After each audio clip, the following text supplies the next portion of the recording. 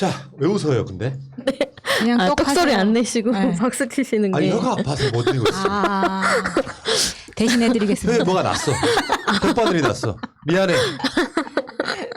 그 소리 듣고 싶었구나. 네, 똑소리 들으려고 들어오시는 분들이 진짜? 있으셔가지고. 아파도 해야겠다.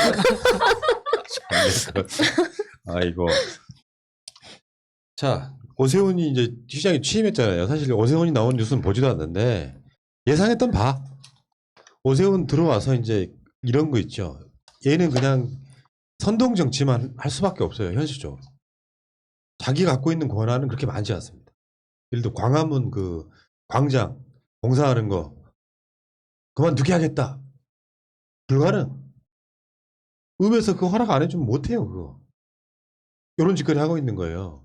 그러니까 뭐 서울시 방역 체계를 자기가 바꾸겠다? 불가능. 지금 그 방역에 관련해 가지고 지자체가 할 수 있는 게 있고 중앙정부가 할 수 있는 게 있거든요. 일부 잘못된 부분 있죠.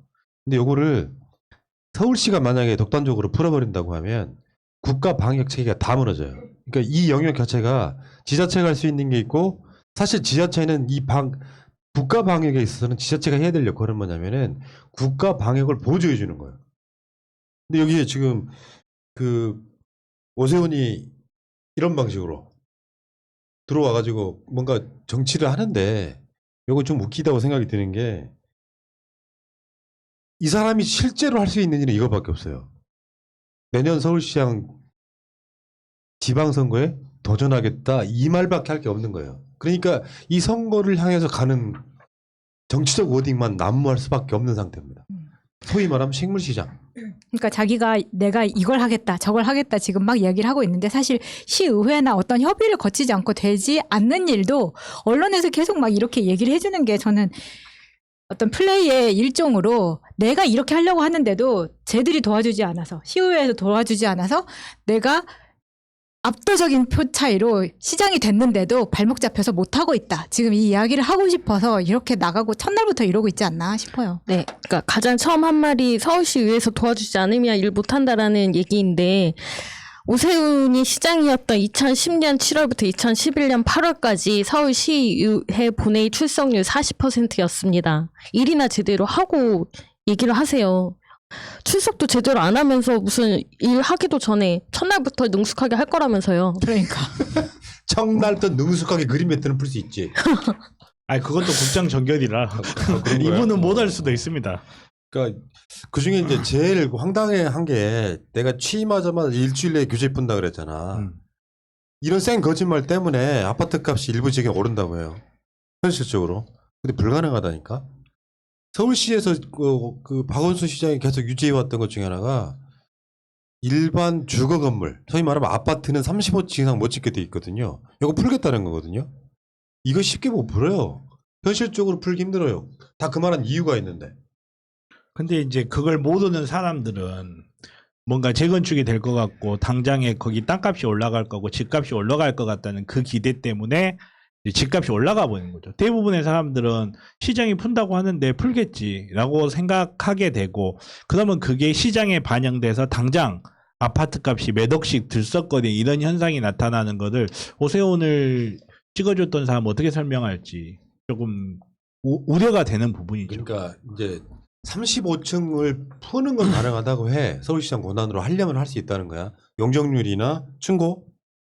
근데 그게 핵심이 뭐냐면 재개발을 해. 10층짜리 아파트를 재개발을 해갖고 한 3, 40년, 50년 된 걸 재개발해가지고 그 이익이 그 원래 살고 있던 사람이 나눠 가질 거 아니에요. 그래서 만든 법이 재건축 초과 이익 환수제라는 게 있어. 그렇죠. 층고를 높이겠다는 말은 현재 살고 있는 그 오래된 아파트에 사는 사람들의 이익을 높이겠다는 의미거든요.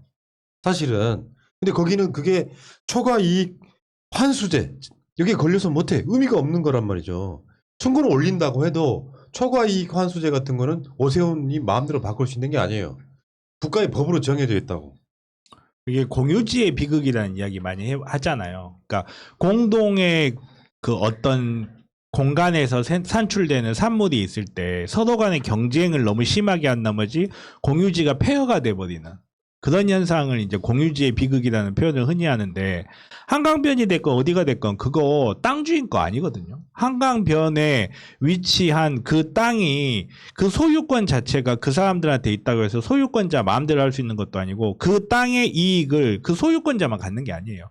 온 국민들이 다 갖는 거고, 거기에 따라서 서울 시민들이 좀 더 밀접한 관계가 있다라고 할 수 있지만, 한강변을 35층을 규제한 데는 다 이유가 있는 거거든요.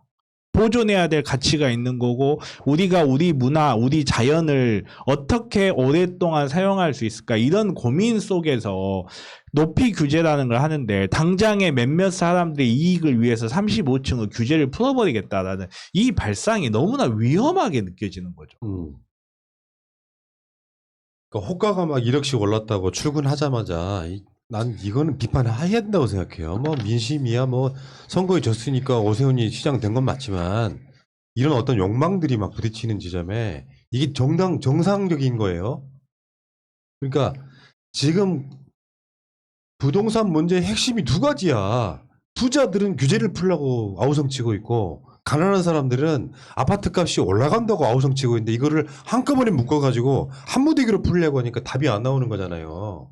그래서 박원순 시장 재임 시절에도 35층 이런 거를 지켰던 이유가, 재건축 같은 걸 해가지고 35층 같은 걸로 높여서 그걸로 이익이 막 극대화돼서 수십억 원씩 벌어버리면, 주호영이나 박덕금처럼 벌어버리면 문제가 생기기 때문에 그런 측면도 있고, 뭐 여러 가지 이유에서 그거를 제한했던 건데, 이거를 아파트 값이 오르면 덩달아서 집 없는 사람이 거기다가 오세훈 잘한다 한 게 말이 됩니까? 욕망을 제어를 해야 되는데, 정말로 그냥 사회에다 풀어놔 버리는 거거든요. 우리가 물론 이제 모든 인간한테 욕망이 있고 자기 재산이 늘었으면 하는 그런 욕망은 있게 마련인데, 그렇다고 해서 그 욕망들이 마음대로 날뛰게 놔둬서는 안 되는데, 지금 오세훈이 하는 짓이라든지 국민의힘이 하겠다는 짓을 보면 그냥 국민들을 몰아넣고 욕망을 그냥 마음대로 개방을 해버리는 거예요. 그 안에서 피 터지게 싸워서 살 놈은 살고 죽을 놈은 죽고, 어떤 사람은 그 욕망을 충족한 어떤 사람을 보면서 나도 저렇게 될 수 있는데 하고 나서 그 불만은 어디로 가냐? 결국 정부한테 가요.